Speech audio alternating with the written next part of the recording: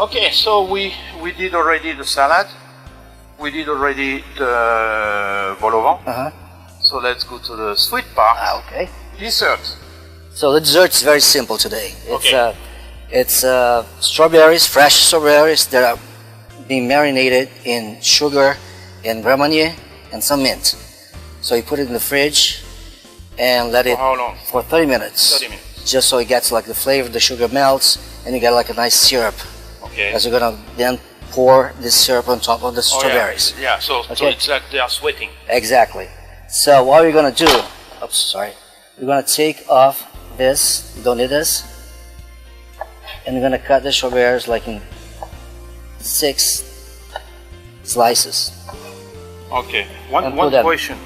Why do you have to use a big knife on a small strawberry? Well, I just got this one, so Okay. so no big deal. Yeah. If you want a smaller knife, you can go get it. If you ask me to do that, I might cut my finger with it. Oh, so. come on now. No big deal. So, there you go. And I heard that you were a chef as well. No. So, but you had a restaurant somewhere. Yeah, I had a restaurant a long time ago. So I'm a chef in my own kitchen now. That's good. That's good. So, there you go. That's all we need. Okay. Do you want to finish this for me? Okay. I think you can do that. Okay, I have 10 fingers. Let's see if I still. So, okay, it's like pretty much in 6, right? Yes. Okay. Look at that. Good job. Huh? I'm going to hire you now. To help? Yeah. Depends. It depends. If I can eat every time, okay, I'll let you do this. Okay, I'll finish it. I care about my fingers. So, there you go. Okay, so this recipe is from The Ritz. The Ritz. Yes. Cesar Ritz. He was the one who created this recipe. And is it the same way you did it, or you Well, arrange a little bit? The ingredients are the same. Ingredients are the same. Because he used Grand Marnier, which was also like named by. I mean, he gave the name to the Grand Marnier, the liquor. Okay. So. Oh, I didn't know that. Yeah, I didn't know either. I learned it when I started he's working Swiss, here. right? He's Swiss. I always thought that Grand Marnier was French, but that's okay. Well, that was when he was working in France. Ah, that's why. That's why, I see. Yeah. Okay. He was all over the place. So he was in London, he was in France, he was in... So when we prepare all the food for 4 people today, how many... That's the what's the recipe. quantity of the... We need 2 cups of strawberries, like cut up strawberries, 2 tablespoons of granulated sugar, and 2 tablespoons of Grand Marnier. Okay. And a few mint leaves, like chiffonade. So there you go. So remember, you don't have to write everything because you can download the recipe from our website. So here we have the strawberries all cut up. We got the granulated sugar. And we get the 2 tablespoons of Grand Marnier. Oh, you have to put the Grand Marnier here. It's in not here. For drinking. No. Okay, that's okay. just to flavor the strawberries. That's the trick. You can drink it also, like afterwards. So now we're gonna mix it. I got a spoon right over here. So you mix everything together. Okay. And this goes into the fridge For 30 for minutes. 30 minutes. Okay. So while that is in the fridge, getting cool and nice, we're gonna do the cream. Because those strawberries are served with whipped cream. Okay. I have here 1 cup of heavy cream.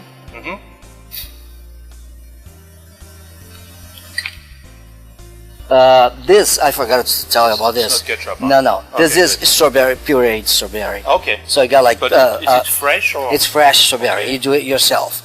You got like a bunch of strawberries, put in the blender and blend it until it's like nice and smooth. Great. So you add that. I have 2 tablespoons of the strawberry puree. Okay. You put that into the cream and 2 tablespoons of powdered sugar. And half teaspoon of vanilla. So now you're gonna whip it. So it's nice, nice mixing of flavor. Yeah. Vanilla, strawberry, Strawberries and we and have the The Grand Marnier and the sugar. Okay. I was scared that you will ask me to do it by hand. Do you want to do it by hand? No, I'm fine. So just whisk everything together. Okay. There you go. And you whip it until like it forms firm sticks. Yeah. You don't want like too smooth, too soft. You should have done it by hand with yourself. See, that's how you want it. Okay. That's what you want it. You know, your chantilly to look like. So because you're gonna pipe it on the strawberries with it. So Okay. this goes also into the fridge. Fridge to, Yeah, to get like a little chilled and you firm. already, I mean, 30 minutes, right? Not really. Okay. So just So maybe you should move here so we can see. get this out of the way. Perfect. There you go. Just put a little bit of strawberries in the glass. And some of the juice that was released from the strawberry, Yeah. macerated with sugar and Grand Marnier. And now we pipe the cream. We'll just pipe a little bit of this on top. Like that. And then you put a little flour just to make it pretty. And a little sprig of mint. Right there. And voila, that's it. That's perfect. That's good. Okay. Nice. Alright. So now we have done everything. Maybe Oh. it's time to try everything. Yes, let's do it. Be a nice way. So Yep. see you in a while. We go to the table. Thank you. Okay, so here we are. We were cooking with Chef Marcos. I hope I was kind of helping you a little bit. Oh, yeah, it was very helpful. And we have the pleasure to have Ambassador Dahinden with us. And not only because he's the ambassador of Swiss ambassador in To the Washington, United States, yeah. in Washington DC, but also because you love cooking and you are a gastronome and you wrote a book right here. Yes, That's a book about Swiss cooking and history with Swiss cooking. Is that right? exactly. That's Yeah. right. That's what I. It's 30 stories, each story around a special food. Okay. And most of them not about the very well-known like fondue, raclette, and so on. But each time, let's say, a story people usually don't know, and afterwards they can cook something that fits to the story. Exactly, and I noticed that you have in this book some interesting story that maybe you can talk a little bit about, like Napoleon. This is right. Dunant was the chef of Napoleon, and he is a person who is known for the so-called poulet marengo. This is a dish still very popular in France, a chicken with olives, with egg, with tomato. And the story goes that at the end of the Battle of Marengo in 1800, the cook was forced to put something on the table, and then he looked what he could find, and from those ingredients he put the poulet marengo together. And the poulet marengo is against, or was against, the rules of the French haute cuisine of that time, but it became very popular. And also, I think it's also in the book, the story of Vadov. Yes, it's the story of Oskar Tschirky, who was a Swiss from the French-speaking part of Switzerland, who came to the United States at the end of the 19th century. And when the Waldorf Astoria opened, the big Waldorf Astoria, he became the first chef, and he worked there for 50 years as chef. He was a chef. He was a He chef. was a chef, okay. He was a chef, and one of his major creations, the best known but not the only one, is the Waldorf salad. And the Thousand Island sauce, I think. I'm not aware of this. I'm not sure. Yeah, I think I read something about this, and he has written several books, but I think the Waldorf salad and then a series of foods that is called Oscar's something is still well known. And that's what we're gonna have with the touch of your chef. Exactly. And what can you tell us about the cattle milk soup? The what soup? The cattle milk soup? Oh, couple of milk soup. Yeah, sorry, excuse my... This is a completely different story. This leads us back in the early 1500s, when there were in whole Europe wars around religion, including in Switzerland. And in one of those wars, battles, it is said that the Catholic and the Protestant fighters in a certain way came together, and when their superiors were negotiating, they in a certain way made together the soup in a certain way to tell the common people gets together even when the superiors are in disagreement. And this became on one side a famous soup, and on the other side also a story that had its changing role throughout Swiss history. Okay. In Switzerland there is 4 languages. Yes. Right. And some dialect, I guess. Well, what you have in particular, you have the big languages, the so-called national languages, French, German and Italian, and then a smaller language in the eastern part of Switzerland, in the Grisons Romanche. This is something going back to Latin and is very close to Latin. And within the German speaking communities, you have usually a geographical distinction. So you have several dialects. So somebody from, let's say, Bern, Zurich or Basel, they would know when they listen to the other from where he is from. Okay.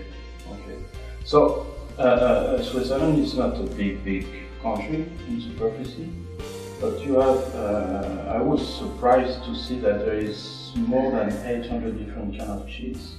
Yes, this is one of our traditions, and usually abroad you know the major cheese like Emmental or Gruyere, this kind of cheese. But in Switzerland there is a lot of local production. Right. A lot of let's say places where they find a special way to do the cheese. Sometimes it's linked to the local agriculture, breeding the cows in certain areas, and this gives them a special flavor, a special bread. Right, it is also due by the fact that there is something like 70% of Switzerland in the mountains. It's the rural part, and it's kind of difficult to travel from place to place when it's very cold and everything. So and those 4 languages, so everybody has this kind of little recipe for everything. And yeah, but you see with the cows, the story is the following, that as a significant part of the countries in the mountains, the herdsmen needed to move. They couldn't stay all the time in the same place. So usually they went up in summertime, very high in the mountains with the cattle, with the cows. And there, of course, there was in the old time, no other opportunity to use the milk than to make continuously cheese and bring the cheese back. This is the history. It's an old culture in parts of Switzerland still living, but of course it is not to some extent the accurate image of Switzerland with its industrial power and its innovation. I was talking about Switzerland before modern times, and And I mean, Switzerland is also known for the chocolate. Yes. You cannot say Switzerland is the cheese and the chocolate. Yeah. I mean, that's for me, it is.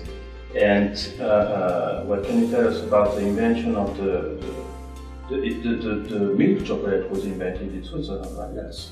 Yeah. And 19th century. And then Lindt, Rodolphe Lindt, Exactly. came with this machine to melt. Yeah, with chocolat surf. Exactly, yeah. And what about the wine? I didn't know that you had so many different kind of grapes in Switzerland. This is true. The problem is we like our wine so much that we drink it ourselves. Okay, so that's why. But we have a kind of a big variety of different wine. The wine has improved the last years, also with a lot of developments in the different regions.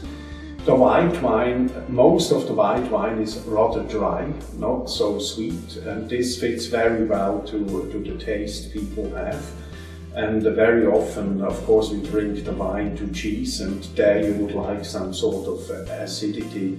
But there is also red wine, a wide variety of red wine. It's not limited to one single part of the country, so you will have in all parts of Switzerland wine growing. Of course, different types. So will you say that you drink more red wine because of the cheese, or? No, I would say I don't have the exact figures, but it's both. With the cheese, Swiss usually with the typical cheese food like fondue raclette, most of the people would drink white wine. Yeah. And the red wine they would rather eat with meat. Okay, great. So I think we are looking at the salad, and maybe we can start eating. I want to thank you, Mr. Ambassador, for having diplomatic connection today, chef for the class, and remember you said you're going to hire me. Yes. And so that's it for today. You can check all the recipe, as I said before. You can just read under the screen the address www.diplomaticconnections.com, and also check on Facebook and tell us what you think of that. So long, bon appétit.